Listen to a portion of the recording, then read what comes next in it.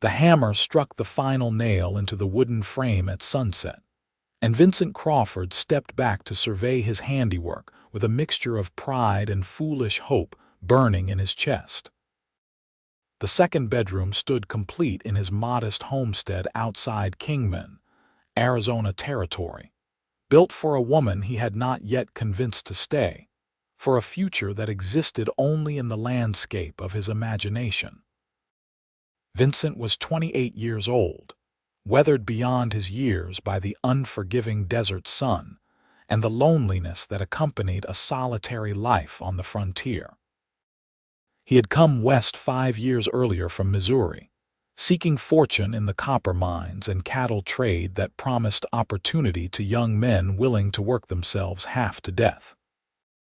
He had found modest success, enough to build a sturdy house on 20 acres of scrubland, where he raised a small herd of cattle and broke horses for the ranchers who could afford his skilled hand. But success meant nothing when he returned each evening to an empty house, ate his meals in silence, and fell asleep with only the desert wind for company. The second bedroom had taken him 3 months to complete, working by lamplight after his daily labors concluded. He told himself it was practical, that a man needed space for guests or future endeavors, but the truth nested deeper in his heart. He had built it for her, for Hope Ellsworth, the woman who had arrived in Kingman 6 months prior and turned his orderly, lonely world into something chaotic and desperately alive. Hope had come to town on the westbound stage in late March of 1883, stepping down into the dust and scorching heat with nothing but 2 worn carpetbags and a letter of employment from the Kingman schoolhouse. She was 24 years old, a woman fleeing a complicated past in Boston that she spoke of rarely and only in fragments that never quite formed a complete picture. Vincent had first seen her on her 3rd day in town, when she had ventured into the mercantile where he was purchasing supplies. She wore a simple gray dress that had seen better days, her dark blonde hair pulled back in a practical bun, and her hazel eyes held a wariness that suggested she had learned to expect disappointment from the world. Their first conversation had been unremarkable.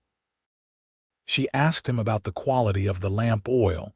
He told her the store carried decent stock, and they parted ways with polite nods. But something in that brief exchange had lodged itself in Vincent's chest like a splinter, working its way deeper with each subsequent encounter. He found excuses to be in town more frequently, timing his errands to coincide with the conclusion of the school day when Hope would emerge from the small wooden building that served as Kingman's educational institution, surrounded by a chaos of children shouting their goodbyes. He learned about her in pieces, gathering information the way a prospector pans for gold, sifting through conversations and observations for anything precious. She lived in a boarding house run by Mrs. Adelaide Cooper, a stern widow who charged reasonable rates and maintained strict rules about male visitors. Hope spent her evenings preparing lessons and her Sundays attending services at the Presbyterian Church, though Vincent suspected her devotion was more social necessity than spiritual conviction. She was educated, well-spoken, and carried herself with a dignity that suggested she had known better circumstances before whatever misfortune had driven her west. Vincent was not a man practiced in courtship. His life had been one of labor and survival, and the few romantic encounters of his youth had been clumsy, transactional affairs that left him feeling emptier than before. But hope stirred something different in him, something that made him want to be better than the dusty, taciturn cowboy he had become. He started bathing more regularly, trimming his dark beard with greater care, and choosing his words with uncharacteristic thoughtfulness when they spoke. Their courtship, if it could be called that, unfolded with painful slowness. Vincent would offer to carry her parcels from the mercantile, Hope would accept with gracious thanks, but maintain a careful distance. He would mention the wildflowers blooming in the desert after the spring rains. She would smile and say she had noticed them on her walks. Gradually, these exchanges grew longer, more substantial. They discovered shared opinions about books, though her reading was far more extensive than his. They both appreciated the stark beauty of the Arizona landscape, finding poetry in the red rocks and endless sky that others dismissed as desolate wasteland. The turning point came in early July when a rattlesnake cornered 3 of Hope's students behind the schoolhouse during afternoon recess. Vincent happened to be riding past and heard the screams. He dismounted in one fluid motion, drew his pistol, and shot the snake's head off before it could strike. The children were unharmed but terrified, and Hope emerged from the schoolhouse at the commotion, her face pale with fear that transformed into relief when she saw the children safe. That evening, she appeared at his property for the first time, having borrowed a horse from the livery to ride the 3 miles from town. Vincent was grooming his mare when he heard the hoofbeats and turned to see Hope approaching in the amber light of sunset, her hair coming loose from its pins, her cheeks flushed from the ride. "I came to thank you properly," she said, dismounting with less grace than she probably intended. "Those children, they could have died if you had not been there." "Any man would have done the same," Vincent replied, though they both knew this was not entirely true. Many would have hesitated, feared the snake, or simply been absent when circumstance demanded a hero. "Perhaps," Hope said, stepping closer. "But you were the one who was there. You were the one with steady hands and quick action." "I am grateful, Mr. Crawford." "Vincent," he said. "I would prefer you call me Vincent, then you must call me Hope." She stayed for an hour, and they sat on the porch of his house, drinking cool water from his well, and talking as the sky transformed from gold to purple to star, scattered black. She told him about her childhood in Boston, the daughter of a bookkeeper who died when she was 16, leaving her and her mother in genteel poverty. She told him about her mother's death 2 years ago, about the teaching position she had taken in a wealthy household, and about the complicated circumstances that had made leaving Boston not just desirable but necessary, though she did not elaborate on those complications. Vincent told her about growing up on a small farm in Missouri, the youngest of 4 brothers. He told her about the restlessness that had driven him west, the desire to build something that was entirely his own, rather than inheriting a corner of land already worked to exhaustion by previous generations. He told her about the loneliness too, surprising himself with the honesty, the admission that success meant nothing without someone to share it with. When she finally mounted her borrowed horse to return to town, Vincent said, "I would like to call on you properly if you would permit it." Hope looked down at him from the saddle, her expression difficult to read in the darkness. "I think I would like that," she said finally. "But Vincent, you should know that I am not certain I am the marrying kind. My past is complicated and my future is uncertain." "The future is uncertain for everyone," Vincent replied, "but I would still like to face it with you if you will let me try." She smiled then, a real smile that transformed her careful features into something luminous. "Then try," she said, and rode back toward town.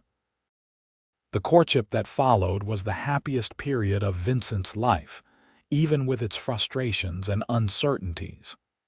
He called on Hope twice weekly, enduring Mrs. Cooper's suspicious glares and strict chaperoning. They took walks through Kingman's dusty streets, attended church socials, and once ventured on a supervised picnic to the banks of a seasonal creek that ran swift with mountain snowmelt. They talked endlessly, discovering the 1,000 small compatibilities and differences that form the foundation of intimacy. But Hope maintained her walls, and Vincent could feel them even in their closest moments. She would lean toward him during their conversations, her eyes warm with affection, but when he reached for her hand, she would withdraw with apologies about propriety. She spoke of her daily life and her opinions about books and politics, but the details of what had driven her from Boston remained shadowy and incomplete. Vincent tried to be patient, tried to convince himself that time would erode her reservations, but impatience gnawed at him. It was this impatience, this desperate hope, that drove him to build the second bedroom. He could not explain the impulse rationally, but it felt important, necessary. He was building a space for her in his home before she had agreed to occupy it, constructing a future with timber and nails in the hope that reality would rise to meet his vision. The bedroom was modest but well crafted, with a window facing east to catch the morning light and sufficient space for a bed, dresser, and washstand.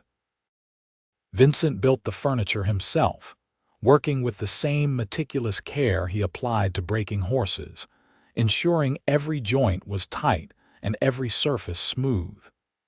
He purchased fabric in town for curtains, choosing a pattern of small blue flowers that reminded him of Hope's Sunday dress. He installed sturdy pegs on the wall for hanging clothes and a shelf for books, knowing how much she valued her small collection of volumes. When everything was complete, he stood in the doorway of the second bedroom and felt both pride and profound foolishness. What had he done? Built a room for a woman who had never promised him anything, who spoke in careful qualifications about her uncertain future. He had constructed a monument to hope that could easily become a shrine to disappointment, but he could not bring himself to regret it. The room existed now, solid and real, and whether or not Hope ever occupied it, it represented something important to Vincent. It was proof that he had not surrendered to loneliness, that he could still imagine a future different from his solitary present.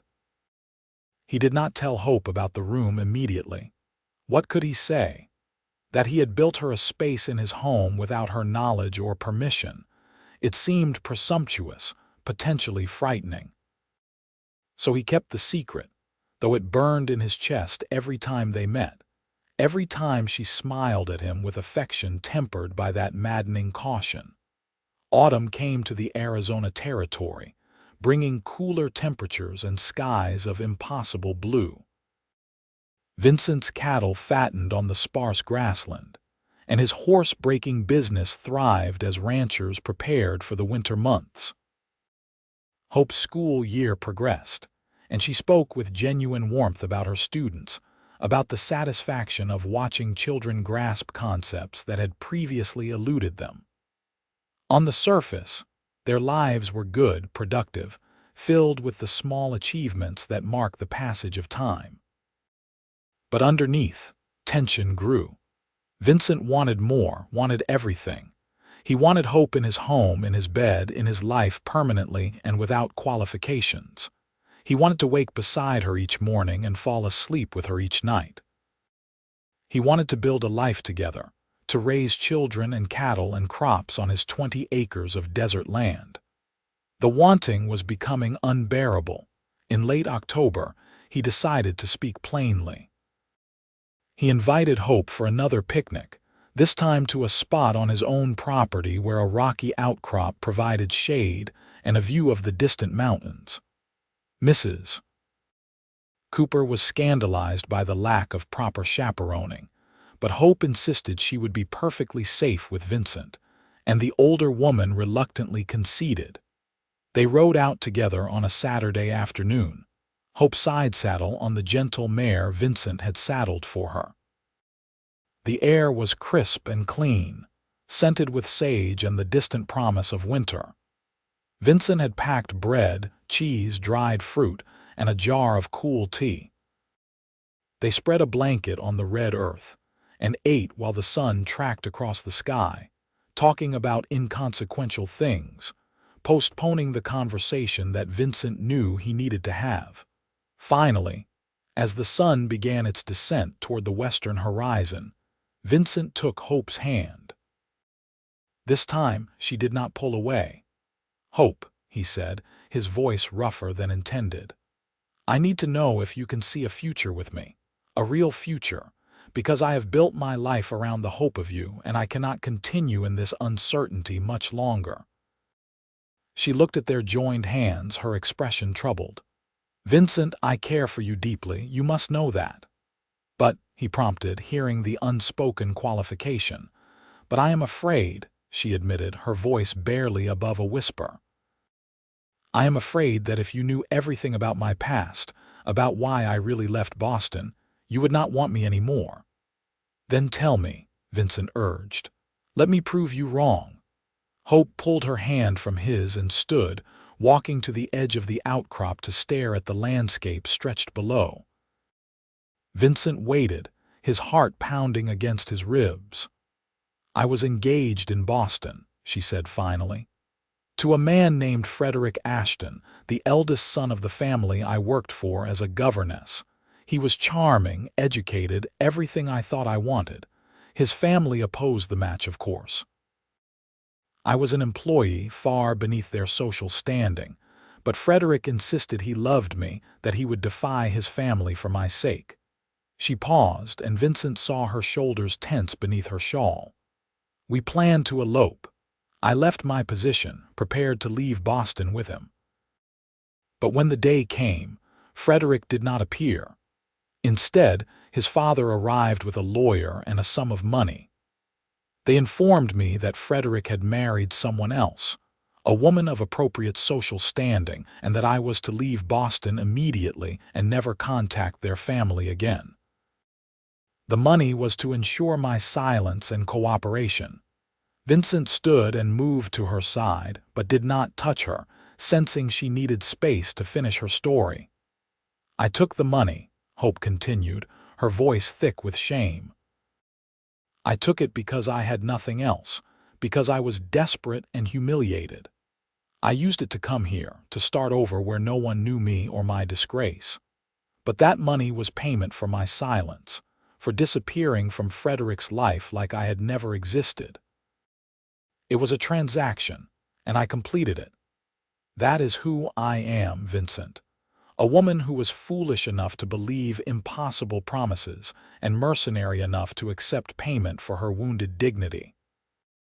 The silence stretched between them, filled only by the evening wind moving through the sparse vegetation. Vincent processed her confession, turning it over in his mind, examining it from different angles. "Hope," he said finally, "look at me." She turned slowly, her eyes bright with unshed tears. "Do you think that story makes me want you less?" he asked. "Because all I hear is that you were treated shamefully by people who lacked honor and decency. All I hear is that you made the practical choice when faced with impossible circumstances. None of that diminishes you in my eyes. If anything, it makes me admire your strength more, that you survived betrayal and had the courage to start over in a place as unforgiving as this territory." "You do not think less of me for taking the money?" Hope asked, and Vincent could hear the genuine bewilderment in her voice. "I think you were owed far more than money," Vincent said. "I think that man and his family are contemptible, and I think you showed remarkable resilience in using their blood money to build a new life on your own terms." Hope began to cry then, not delicate tears but wrenching sobs that shook her entire body. Vincent pulled her into his arms, holding her as she wept against his chest, releasing months of shame and fear and loneliness. He stroked her hair, murmured wordless comfort, and felt his own eyes sting with emotion. When the storm of tears finally subsided, Hope pulled back slightly to look at his face. "I do see a future with you," she said. "I have seen it for months, but I was too afraid to reach for it. I was afraid you would be like Frederick, making promises you had no intention to keep." "I keep my promises," Vincent said firmly. "And I promise you this.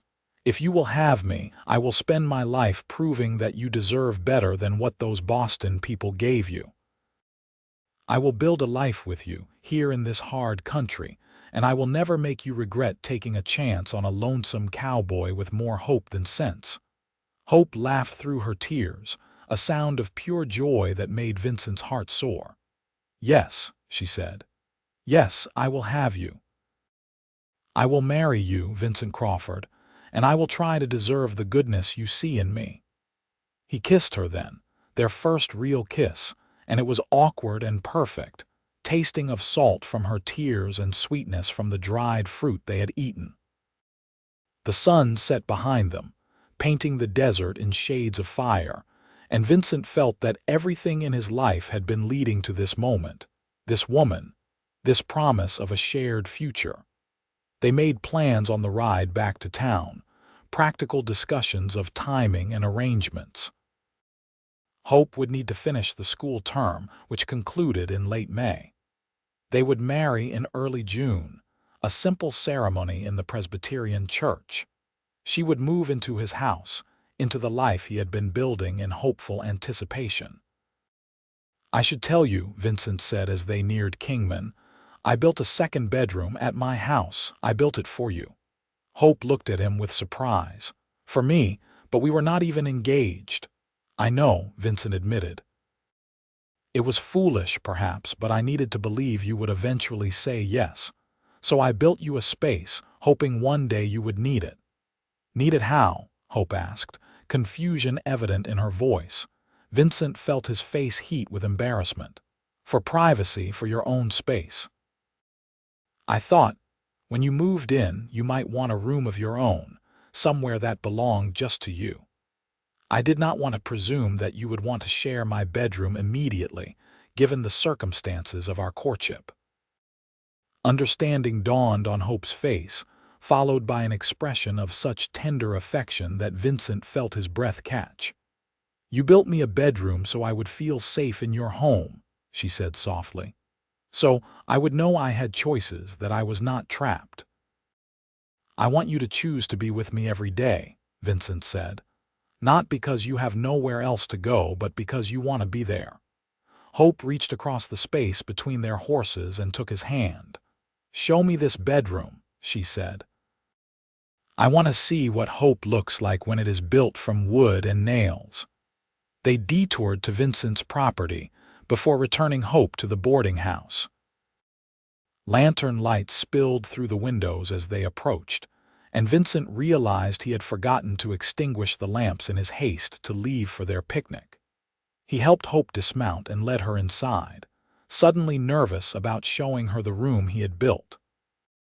The second bedroom was exactly as he had left it, clean and ready for occupation.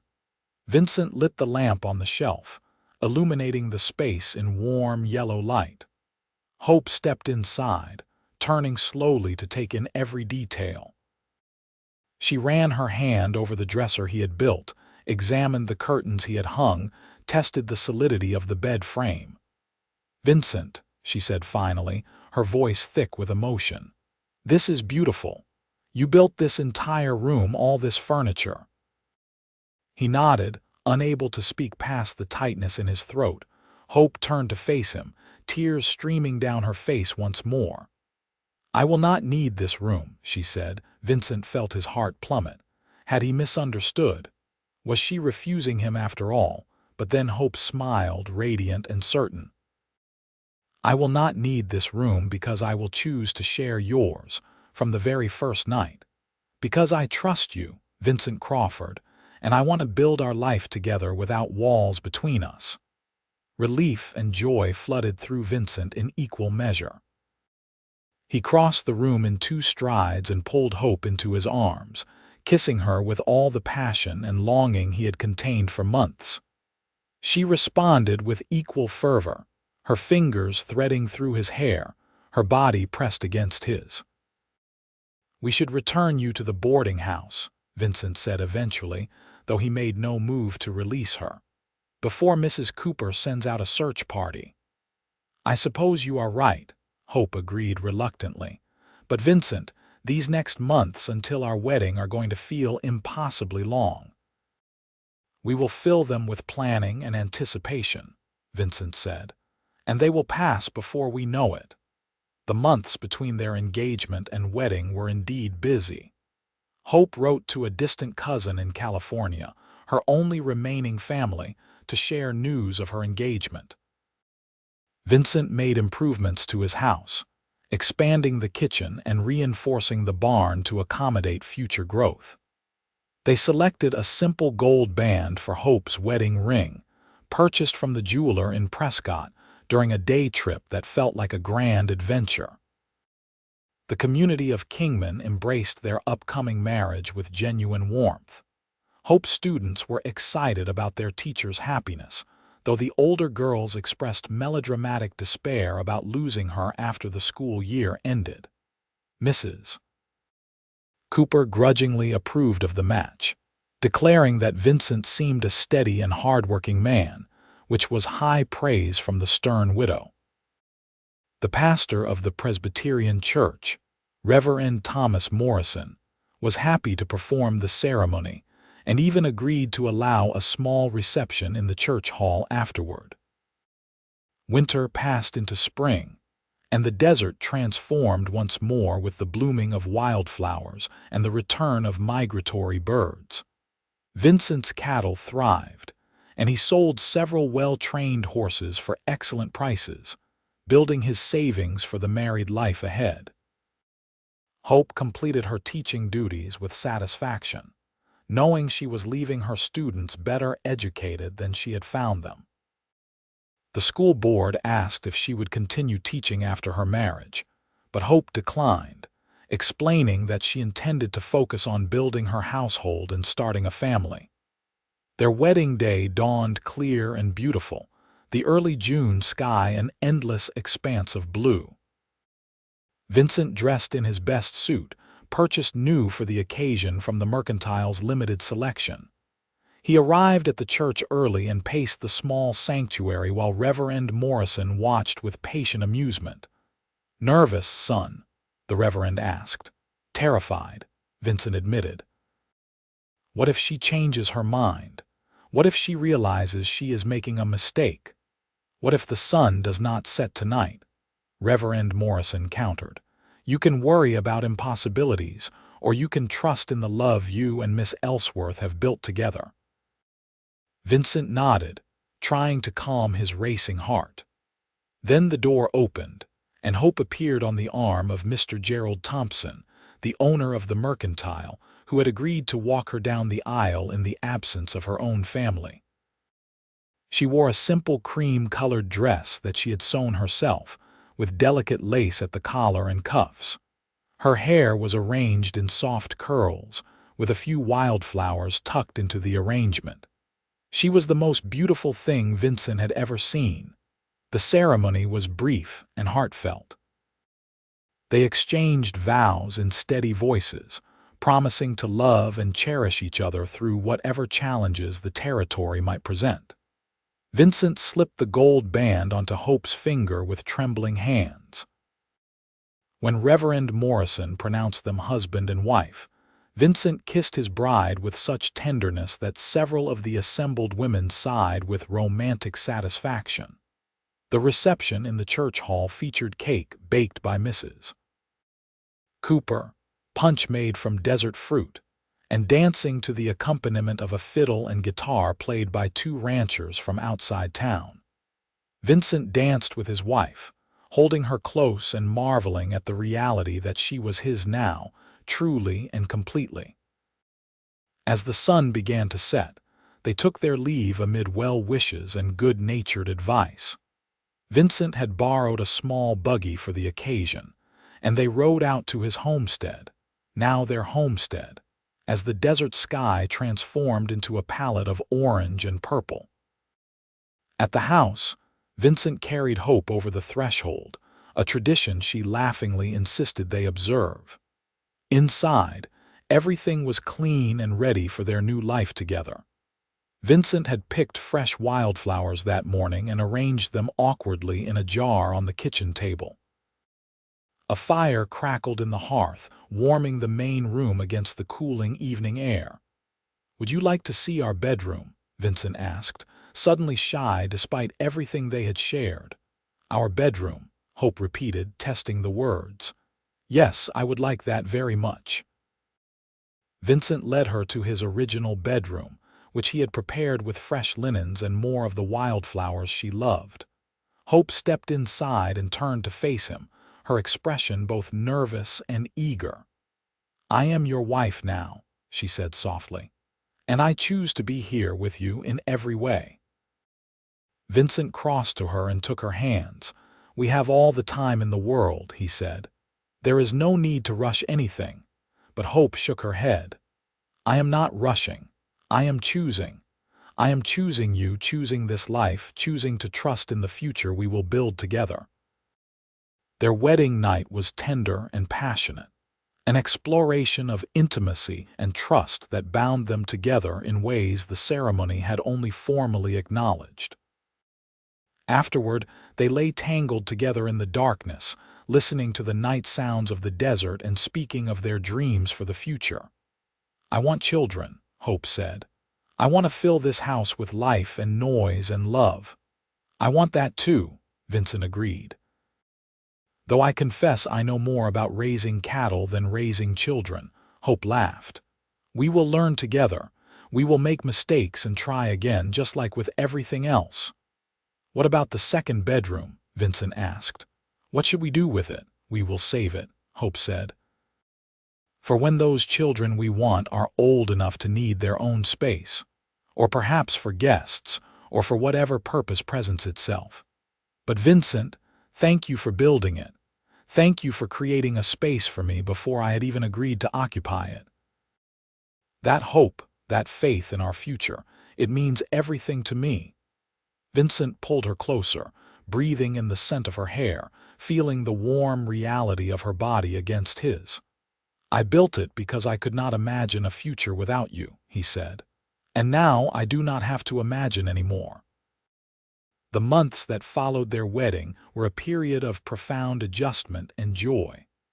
Hope transformed the house into a home with small touches that spoke of care and permanence. She sewed curtains for the windows, planted a vegetable garden near the kitchen, and arranged Vincent's sparse possessions into a space that felt welcoming rather than merely functional. She learned to cook over the wood stove, experimenting with recipes and occasionally producing meals that were more educational than edible, which they laughed about together. Vincent taught Hope to ride astride rather than side saddle, scandalizing Mrs. Cooper when they rode into town together, and Hope was clearly wearing a divided skirt designed for practical riding. But Hope loved the freedom and speed of riding properly, and Vincent loved watching her confidence grow as she mastered the skill. They worked the property together, Hope helping with feeding the cattle and chickens, while Vincent expanded their small farm with additional crops suited to the Arizona climate. In the evenings, they would sit on the porch and watch the sun set over the desert, talking about their days and their plans. These were the moments Vincent treasured most, the quiet intimacy of shared silence and comfortable conversation. Their first winter as a married couple brought unexpected challenges. A harsh, cold snap killed several of Vincent's cattle, representing a significant financial loss. Hope contracted a lung infection that left her weak and feverish for 2 weeks, terrifying Vincent with visions of losing her just as he had found her. But they weathered these trials together, Vincent nursing Hope back to health with devoted care, and Hope supporting Vincent emotionally through the setback to his herd. "This is marriage," Hope said one evening as she recovered, still weak but improving. "Not just the happy moments, but facing the difficulties together and finding that we are stronger united than we ever were alone." "I would not want to face these difficulties with anyone else," Vincent replied, taking her hand. Spring came again, bringing renewal to the desert and to their lives.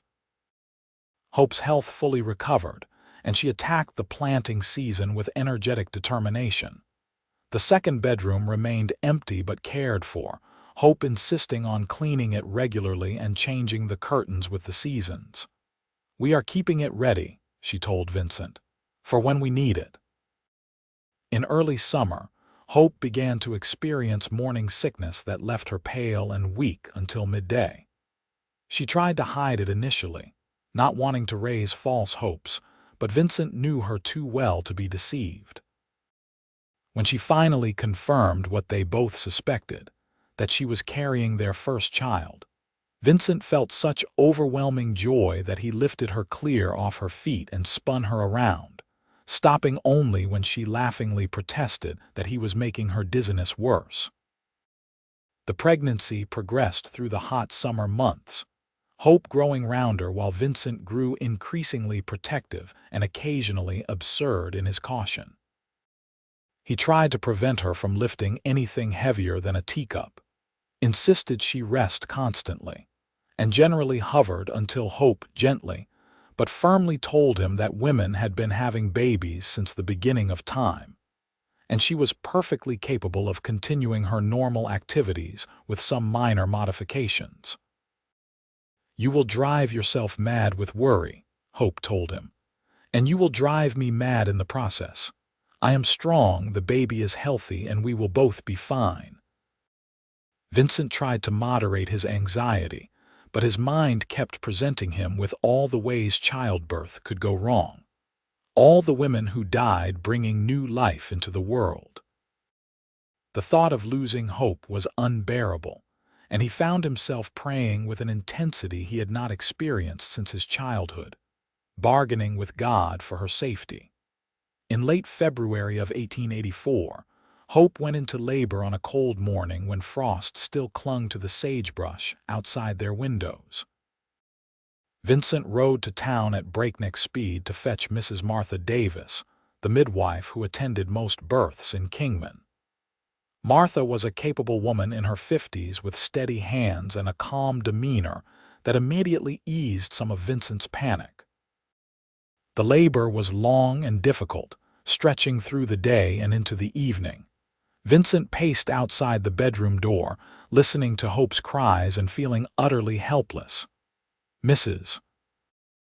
Davis emerged periodically to request warm water or clean cloths, assuring him each time that everything was proceeding normally, that labor was simply hard work that took time. Finally, as the moon rose over the desert, Vincent heard a new sound, the wailing cry of an infant. He burst through the bedroom door before Mrs. Davis could summon him, and found Hope propped against the pillows, exhausted but radiant, holding a small bundle wrapped in blankets. "A son," Mrs. Davis announced with satisfaction.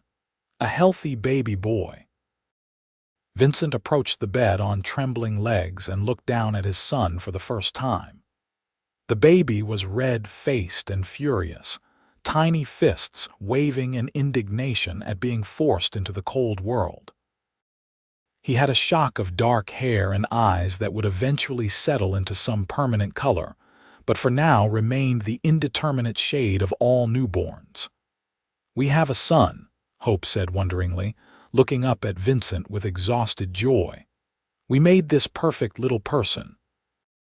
Vincent sat carefully on the edge of the bed and reached out to touch his son's impossibly small hand. Tiny fingers immediately grasped his larger finger with surprising strength. "What should we name him?" Hope asked.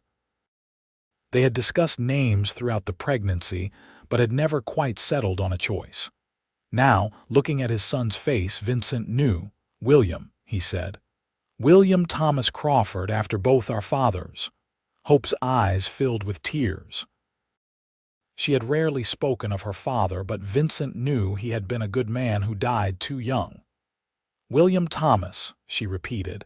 "It is perfect, Mrs." Davis stayed the night to ensure both mother and baby were stable, then departed the next morning with Vincent's heartfelt thanks and generous payment. Alone with his new family, Vincent felt the weight of his expanded responsibilities settle onto his shoulders. He was a father now, responsible for raising this small person into a good man.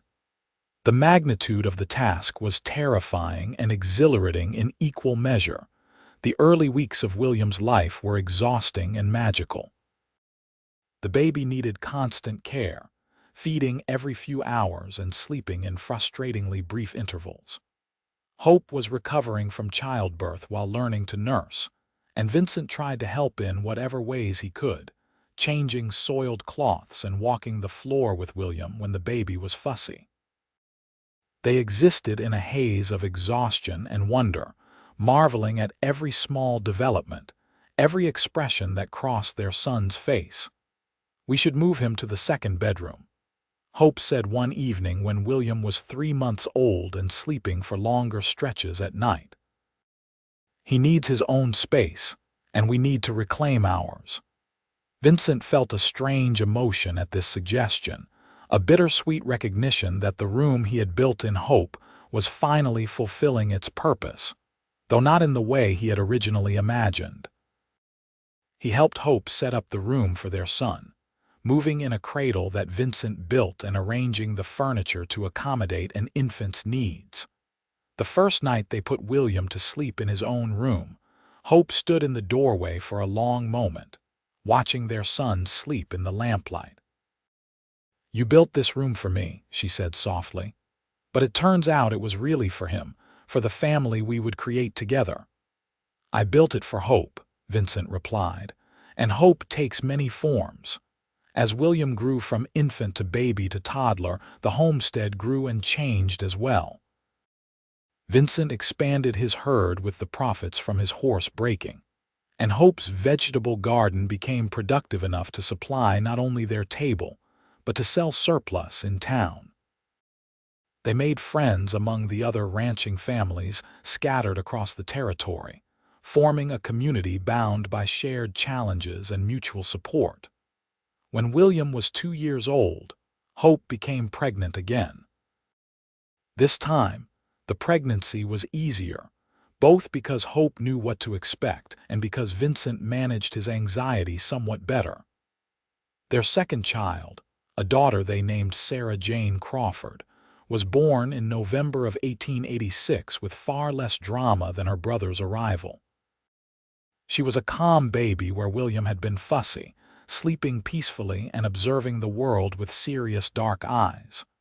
"We will need another bedroom," Hope said, nursing baby Sarah while William played at her feet. "William is getting too old to share with his sister." "Then I will build another room," Vincent said, "and another after that if necessary." He did build that additional room, working through the winter months to add onto the house. The homestead was beginning to look substantial, a real family home rather than a bachelor's cabin with additions. Vincent took pride in this growth, this physical manifestation of the life he and Hope had built together. The years flowed past, marked by the rhythms of ranching life and child rearing. William grew into a sturdy boy who loved helping his father with the cattle and horses. Sarah became a serious, thoughtful child who followed her mother everywhere and asked endless questions about how things worked. In 1889, Hope gave birth to another son, James Vincent Crawford, who proved to be an adventurous baby determined to explore every corner of the homestead as soon as he could crawl. 3 children kept Hope constantly busy, but she thrived in her role as mother, finding satisfaction in raising their children with love and discipline. Vincent worked harder than ever to provide for his growing family, but he always made time in the evenings to play with his children and talk with his wife. These were the moments that made all the hard work worthwhile, sitting on the porch as the sun set while their children played in the yard and Hope leaned against his shoulder. "You ever regret it?" Vincent asked one evening when James was a year old. "Leaving Boston, marrying a rough cowboy, raising children in this harsh country." Hope turned to look at him with surprise. "Regret? Vincent, this life with you, this family we have built, it is everything I never knew I wanted, Boston and Frederick and all of that pain, it brought me here to you. How could I regret the path that led me to such happiness? I just want to make sure you are happy, Vincent said, that you do not feel trapped or limited by the choices you made. I am happier than I ever imagined possible, Hope replied firmly. I have a husband who loves me, children who fill my days with purpose and joy, and a home that we built together from nothing but hope and hard work. I am exactly where I want to be. Vincent pulled her close and kissed the top of her head, feeling the truth of her words settle into his bones. They had built something real and lasting, something that would outlive them both. As the children grew, they became increasingly helpful around the homestead. William, at 8 years old, could manage simple tasks with the cattle and horses. Sarah, at 6, helped her mother with cooking and gardening. Even young James, at 3, tried to help, though his efforts often created more work than they prevented. The homestead rang with the sounds of children playing, arguing, laughing, and learning. Vincent taught his sons to ride, to rope cattle, to fix fences, and all the other skills required for ranching life. Hope taught Sarah to read and write, to cook and sew, ensuring her daughter would have both practical skills and education. But they also made sure all their children learned both sets of skills, believing that boys should know how to cook and girls should know how to handle livestock. In the summer of 1892, when William was 8, Sarah was 6, and James was 3, Vincent came down with a severe fever after being caught in a late-season thunderstorm while rounding up stray cattle. For 3 days, he lay in bed delirious and burning with heat, while Hope tended him with cold cloths and forced fluids. The children were terrified, and Hope was quietly frantic, remembering her own illness years before and praying that Vincent's strong constitution would pull him through. On the 4th day, the fever broke, and Vincent woke weak but lucid. Hope wept with relief, and the children crowded around the bed, chattering with excitement at their father's recovery. Vincent looked at his family gathered around him and felt overwhelming gratitude for this life he had built, for these people who depended on him and loved him. "I am not going anywhere," he told them, his voice hoarse from fever. "I have too much to live for." His recovery was slow, taking several weeks before he regained his full strength. During that time, Hope managed the homestead with the help of their neighbors, who pitched in to ensure the Crawford family did not fall behind on essential work. The community support reminded Vincent and Hope that they were no longer alone in the world, that they had built connections that went beyond just the two of them. As Vincent recovered, he and Hope had long conversations about the future, about their dreams for their children and the legacy they wanted to leave. They decided to purchase additional land adjacent to their property, expanding their holding to 50 acres. They planned improvements to the house and barn, investments in better livestock, and began saving money to ensure their children would have opportunities beyond just inheriting the ranch. "William might want to be a rancher," Hope said. "But Sarah talks about becoming a teacher, and James is too young to know yet what he will want. We need to make sure they have choices, that they can pursue their own dreams." "Just like you did when you came west," Vincent observed. "Exactly," Hope agreed. "Though I hope their paths to finding their dreams are less painful than mine was." The children continued to grow and thrive. William developed his father's skill with horses, showing a natural talent for breaking and training that promised a lucrative future. Sarah was indeed drawn to teaching, often organizing school for her younger brother and any neighbor children who happened to visit, distributing assignments with serious authority. James proved to be mechanically inclined, fascinated by how things worked and constantly taking apart and reassembling whatever tools he could get his hands on. In In 1895, tragedy touched their extended community when a family 3 properties over lost their barn and most of their livestock to a fire. Vincent immediately organized a barn raising, gathering neighbors to help rebuild what had been lost. Hope coordinated food for the workers and organized a collection of clothes and supplies for the affected family. William, Sarah, and James all helped in age-appropriate ways, learning the importance of community support and mutual aid. "This is what it means to be part of something larger than yourself," Vincent told his children as they worked. "We help our neighbors not because we expect repayment, but because it is the right thing to do, and when we need help, they will be there for us." The lesson took root. William organized the neighborhood children to help an elderly widow with her chores.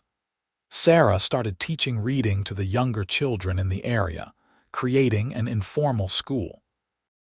James, only 6 years old, used his mechanical skills to fix broken tools for neighbors, refusing payment and clearly delighted just to be helpful. Hope watched their children developing into caring, capable people and felt deep satisfaction. "We are doing this right," she told Vincent one evening. "Raising them to be good humans, not just successful ranchers or business people." "We are raising them like you," Vincent replied, "with your kindness and strength." "And your steadiness and honor," Hope countered. "They are getting the best of both of us." The turn of the century brought changes to the Arizona Territory. Talk of statehood increased, though it would be years before it became reality. The railroad expanded, bringing more people and commerce to previously isolated areas. Kingman grew from a rough frontier town into a more established community with better schools, more businesses, and increasing sophistication. Vincent and Hope watched these changes with mixed feelings. They appreciated the improvements, the easier access to goods and services, but they also mourned the passing of the wild frontier they had known. The Arizona Territory was becoming tamer, more civilized, and while that was good in many ways, it also meant losing something essential and irreplaceable. Their children, of course, knew no other life and adapted to the changing world with ease. William, now 16, was nearly a man, tall and strong and increasingly capable of managing the ranch independently. Sarah, at 14, was a beauty who had begun receiving attention from young men in the area, much to Vincent's discomfort and Hope's amusement. James, at 11, was still firmly in childhood but showing signs of the man he would become. "Where did the time go?" Vincent asked Hope one evening as they watched their children from the porch. "It seems like just yesterday we were getting married, and now our oldest is nearly grown." "Time moves differently when you are happy," Hope replied. "The days feel long, but the years fly past." "Are you still happy?" Vincent asked, the question he periodically needed to voice. "Deliriously happy," Hope assured him. "Every single day." In 1902, William announced his intention to marry Lucy Patterson, the daughter of a rancher from outside Prescott. Vincent and Hope liked Lucy, a practical young woman who clearly loved their son and shared his passion for ranching. They held the wedding at the Crawford homestead, a grand celebration that brought together friends and family from across the territory. Standing beside his son as William married Lucy, Vincent remembered his own wedding day, the mixture of terror and joy he had felt. He caught Hope's eye across the assembled crowd and saw his own memories reflected in her expression. They had built this, not just the successful ranch and the expanded house, but this family, this continuation of their love into the next generation. William and Lucy moved into a small house Vincent helped them build on the far corner of the property. It felt right that his son would stay close, continuing the ranching tradition on the same land where Vincent had built his life with Hope. Sarah announced her intention to attend the territorial normal school to become a certified teacher, a plan that Vincent supported despite his misgivings about his daughter leaving home. Hope was thrilled, seeing her own love of education reflected in their daughter's ambitions. "She needs to follow her dreams," Hope told Vincent when he expressed concern about Sarah leaving. "Just like I needed to follow mine, even though it brought me far from everything familiar. You cannot protect her from the world by keeping her close." "I know," Vincent sighed. "But knowing it and feeling comfortable with it are two different things." Sarah left for school in the fall of 1903, and the homestead felt emptier without her bright presence. She wrote long letters detailing her studies and experiences, and Hope read them aloud to the family at dinner. Sarah thrived in the academic environment, confirming that she had made the right choice. James, now 14, was increasingly focused on mechanics and engineering. He talked about moving to Prescott or even Phoenix to learn a trade, to work with the new automobiles and machinery that were beginning to transform American life. Vincent tried to be supportive, but he struggled with the reality that none of his children seemed destined to take over the full ranch operation that he and Hope had spent decades building. "Let them find their own paths," Hope counseled. "The ranch will be here. Perhaps one of them will come back to it eventually, or perhaps it will serve a different purpose. But we did not build this life so we could trap our children in it. We built it so they would have the foundation to pursue their own dreams." Vincent knew she was right, but it still pained him to imagine the ranch passing out of Crawford hands or being sold off to strangers. Hope saw his struggle and took his hand. "Whatever happens to this land, we succeeded in what matters most," she said. "We built a family filled with love. We raised children who are good and capable and ready to make their own way in the world. That is the legacy that matters, not the acres or the cattle." In 1904, Sarah completed her teaching certificate and accepted a position at a school in Flagstaff. She was 22 years old, confident and educated, ready to shape young minds the way she had always dreamed.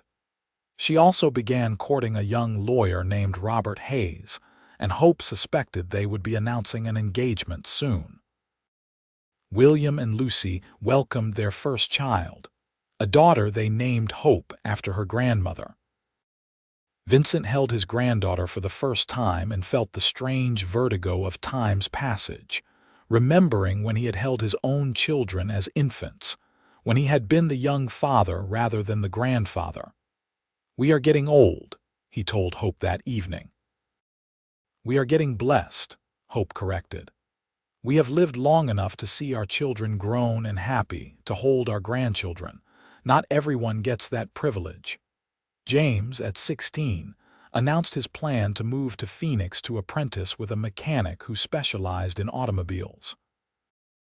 Vincent struggled with this decision more than the others, perhaps because James was their youngest, the last child to leave the nest. But he gave his blessing, knowing that holding on too tightly would only breed resentment. In 1905, Sarah married Robert Hayes in a ceremony in Flagstaff. Vincent walked his daughter down the aisle with pride and sorrow mixed in equal measure. She was radiant in her wedding dress, a beautiful, accomplished woman who bore little resemblance to the serious 6-year-old who had organized schools for her younger brother. After the wedding, Sarah and Robert settled in Flagstaff, where Sarah continued teaching and Robert built his law practice. With all 3 children launched into their own lives, Vincent and Hope found themselves alone together in the homestead for the first time in over 20 years. The house felt enormous and silent without the constant noise of children. Hope wandered the empty bedrooms, touching furniture and remembering the children who had slept there. "Is this what they call empty nest?" she asked Vincent. "I believe so," he replied. "Though I do not think anyone adequately warned us how strange it would feel." They adjusted slowly to their new reality. Without children requiring constant attention, they had time for each other in ways they had not experienced since the early years of their marriage. They took long rides through the desert, revisiting places that had been significant in their courtship. They read together in the evenings, often from the same books they had discussed when they first met. They made love with the freedom of an empty house, rediscovering the passion that had never really faded but had been necessarily muted by the presence of children. "I missed this," Hope said one evening, lying in Vincent's arms. "Not that I regret our children for even a moment, but I missed having you entirely to myself." "We have earned this time," Vincent replied. "We raised our family well, and now we get to enjoy each other again." The ranch continued to operate successfully, though Vincent gradually reduced the size of his herd as his own energy waned. He was 52 years old in 1906, still strong but no longer young, feeling the accumulation of injuries and hard work in his joints and muscles. Hope, at 47, remained vibrant but admitted that she too felt the passage of years. William helped manage the ranch, bringing his family over for Sunday dinners that filled the house with noise and life again. Sarah and Robert visited when they could, bringing news of Flagstaff and Sarah's teaching adventures. James wrote letters from Phoenix detailing his mechanical studies and the fascinating new technologies he was learning about. In 1908, Vincent began experiencing chest pains that frightened both him and Hope. They traveled to Prescott to see a doctor, who diagnosed a weak heart and recommended reducing stress and physical labor. Vincent was terrified, remembering his father's death from heart failure at age 55, but he followed the doctor's orders, delegating more of the ranch work to William and hired hands. The chest pains improved with rest and reduced work, but Vincent knew his time was limited. He and Hope had long, difficult conversations about the future, about what would happen to Hope and the ranch after he was gone. "I am not going to leave you helpless," Vincent told her. "The ranch is in your name as well as mine. William will help you manage it, or you can sell it if that is what you want. You will be provided for." "I do not want to think about a world without you in it," Hope said, tears streaming down her face. "You have been my entire adult life, Vincent. You saved me when I was lost and alone, and you have made every day since then worth living." "And you have been my hope," Vincent replied, pulling her close. "From the moment I first saw you, you were the future I wanted to build. Everything good in my life has flowed from loving you." But Vincent did not die. The chest pains remained manageable with careful living, and he gradually adapted to a less physically demanding lifestyle.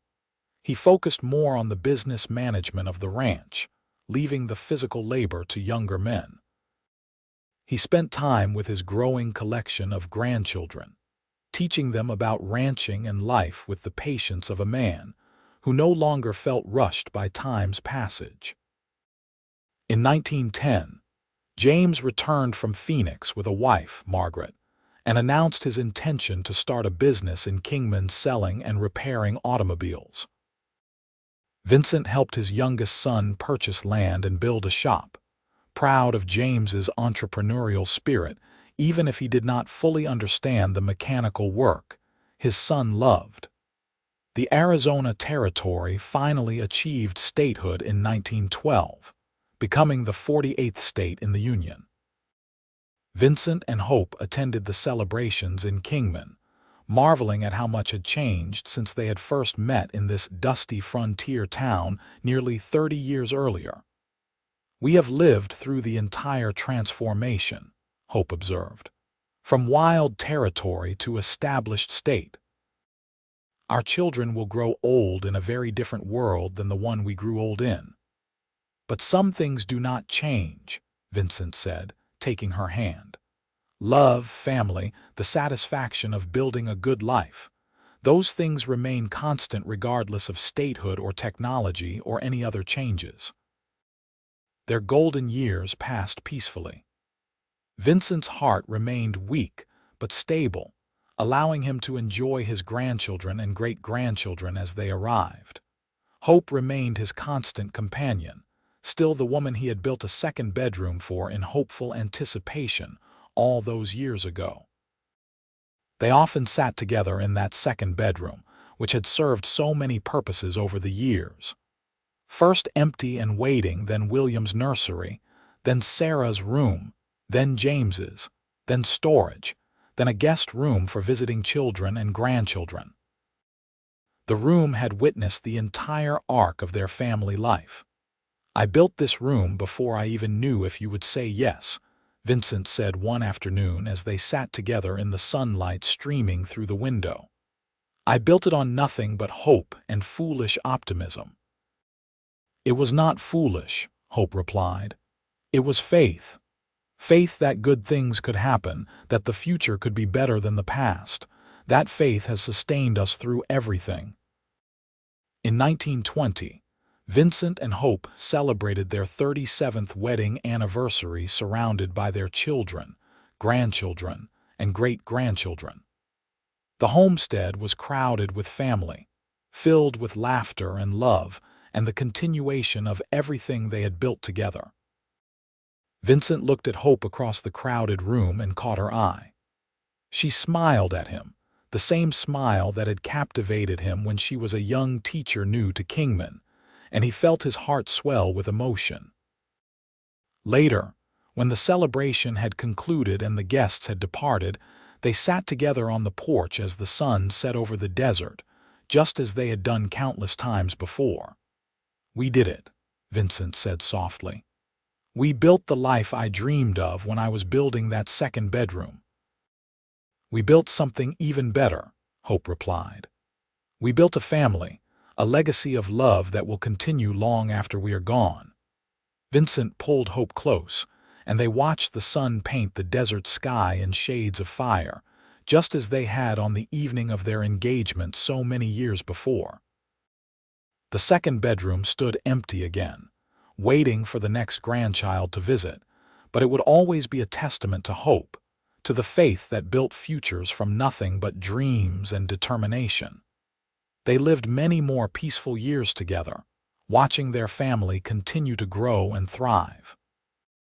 When Vincent finally passed away in 1925 at the age of 71, he died in his sleep with Hope beside him, a peaceful end to a life well lived. Hope followed him 3 years later, her heart simply giving out as if it could not bear to beat without him for too long. They were buried together on a hill overlooking the homestead they had built, under the endless Arizona sky they had both loved. Their children, grandchildren, and great-grandchildren gathered to mourn and celebrate two lives that had been inextricably intertwined for over 40 years. The second bedroom remained part of the homestead, which William's family continued to occupy and operate. It became a family legend, the room that Grandpa Vincent had built for Grandma Hope before they were even engaged, a symbol of faith and hope, and the power of building futures on nothing but love and determination. And sometimes, on quiet evenings when the desert wind whispered through the house, family members swore they could feel the presence of Vincent and Hope, still together, still watching over the legacy they had created from a lonely cowboy's hopeful dream and a heartbroken woman's courageous new beginning.